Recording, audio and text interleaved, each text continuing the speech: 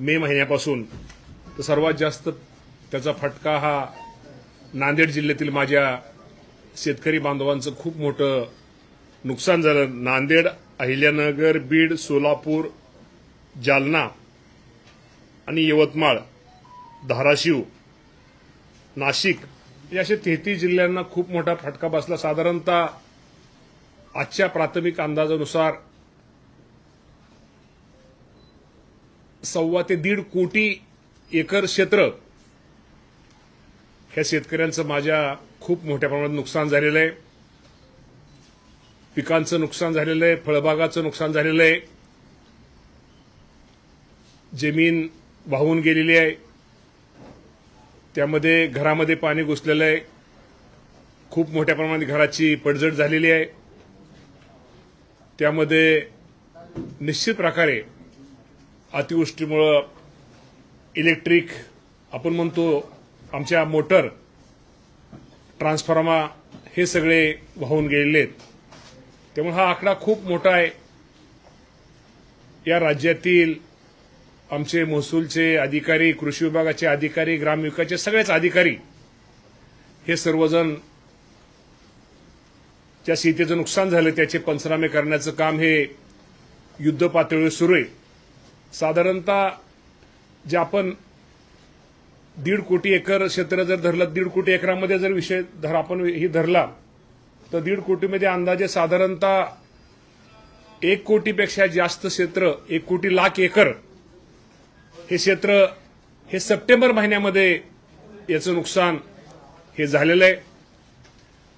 आणि हे पंचनाम्याचं काम पूर्ण जे झालेलं आहे, जिथं काम झालेलं आहे तिथं आपण शासनाने त्या शेतकऱ्यांना मदत देण्यात दिलेली आहे. काही ठिकाणी अपुरे साधारणतः 2250 कोटी रुपयाची मदत आजपर्यंत आपण दिलेली आहे. आणि साधारणतः सप्टेंबर महिन्यामध्ये नुकसान हे जास्त आहे. ते नुकसान भरपाई पिकाचे ते पण पंचनाम्याचं काम हे युद्ध पातळीवर सुरू आहे. पंचनामे झाल्यानंतर 8 दिवसाच्या 10 दिवसाच्या आत किंवा दिवाळीच्या पूर्वी या अतिवृष्टीमुळे माझ्या शेतकऱ्यांचं नुकसान झालं त्या सर्वांना मदत निश्चित प्रकारे दिली जाईल. तात्पुरती आपण कलेक्टर लेव्हलला 10,000 रुपये आपण त्यांना सानुग्रह अनुदान देतोय. आपण जनावरांना त्यांना एक चारा तोही उपलब्ध करून दिलेला आहे. आपण 10 किलो तांदूळ, 10 किलो गहू, 3 किलो आपलं डाळ हे पण उपलब्ध करून दिलेलं आहे. तर निश्चित प्रकारे मला आपल्या माध्यमातून शेतकरी बांधवांना एकच सांगायचं आहे की शेवटी हे निसर्गाचं संकट आहे. या संकटाला आपल्या सगळ्यांना सामोरं जावं लागेल आणि निश्चित प्रकारे हा शेतकरी पुन्हा कसा उभा राहील यासाठी शासनाच्या वतीनं प्रयत्न चालू आहेत. राज्याचे मुख्यमंत्री देवेंद्र फडणवीस साहेब असतील, एकनाथजी शिंदे साहेब असतील, अजितदादा पवार साहेब असतील, ही सर्वच मंडळी या बाबतीमध्ये प्रयत्न जास्तीत जास्त माझ्या शेतकऱ्याला कशी मदत होईल यासाठी प्रयत्नही करतायत. राज्याचे मुख्यमंत्री, उपमुख्यमंत्री दिल्लीला जाऊन या शेतकऱ्यांसाठी काहीतरी आपल्या या भागाची शेतीची, राज्याची परिस्थितीची कल्पना या देशाचे पंतप्रधान आणि या देशाचे गृहमंत्री या दोघांनाही त्यांनी दिलेले. निश्चित प्रकारे येणाऱ्या काळामध्ये संपूर्ण पंचनाम्याचं काम पूर्ण झाल्यानंतर आकडेवारीच्या माध्यमातून त्यांना हे कळवल्यानंतर ते पण दिल्ली आपल्याला केंद्र पण एक चांगल्या प्रकारची भरपाई माझ्या जो अडचणीत सापडलेला जो शेतकरी आहे या शेतकऱ्याला देण्याचा प्रयत्न निश्चित प्रकारे राज्य सरकारच्या माध्यमातून केली जाईल.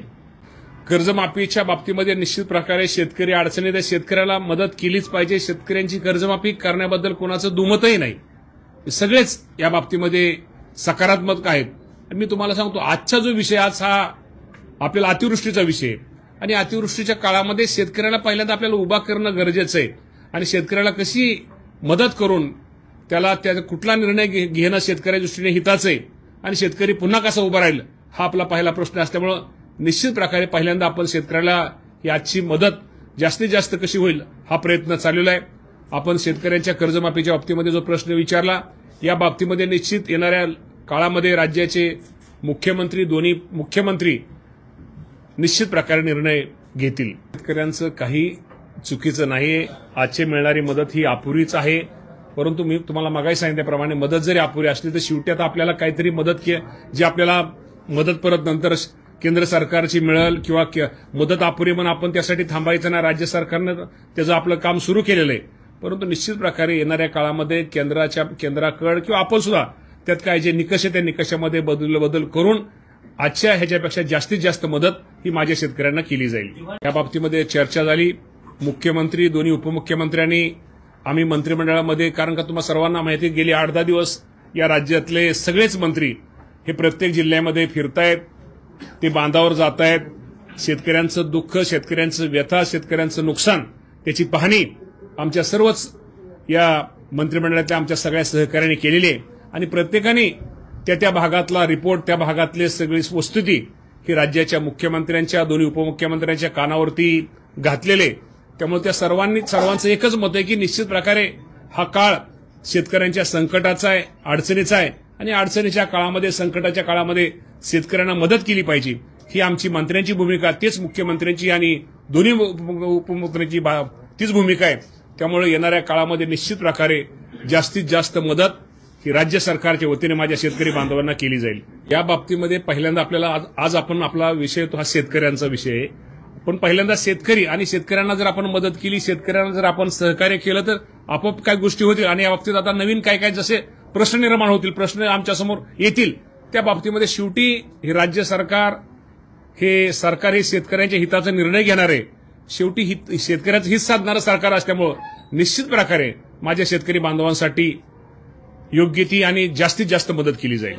नाही, पंचनामे आपण देतो ना, कलेक्टर लेव्हलला आपण सूचना दिलेल्या आहेत. कलेक्टर लेव्हलला आपण तिथं तांदूळ, गहू, आपलं परत तुम्हाला सांग तूर डाळ वगैरेचं वाटप सुरू केलेलं आहे. काही ठिकाणी आपण अनुदान आपण त्यामध्ये 10,000, 5,000 रुपये ते पण आपण ताबडतोब देतोय. आपण केंद्र सरकारची वाट पाहत नाही, उलटा आपण केंद्र सरकार वाट न पाहता राज्य सरकारने मदत सुरू केलेली आहे.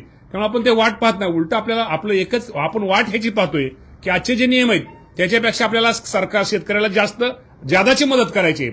त्यामुळे आपण ती वाट पाहतोय आणि जादाची मदत तुम्हाला मी आज सांगतो की जी आता लवकरात लवकर केंद्राची आपल्याला आपण मदत मिळेल आणि जास्तीत जास्त आज आपण म्हणतोय की एवढं आपल्याला जे लिमिट आहे त्या लिमिटपेक्षा जादा मदत माझ्या शेतकरी बांधवांना दिली जाईल. केवायसीचे वगैरे 8 सगळी शिथिल केलेली, ती 8 शिथिल केलेली, शेतकरी कुठल्याही मदतीपासून वंचित राहणार नाही ही काळजी राज्य सरकार घेत आहे. कश म्हणजे आता पाऊस बऱ्यापैकी आता एकंदर पाहिल्यानंतर पाऊस थोडा थांबलेला आहे. जे आता पंचनाम्याचं काम जे जोरात चालतं, थोडं कमी जास्त थोडं त्याचं प्रमाण स्लो होतं.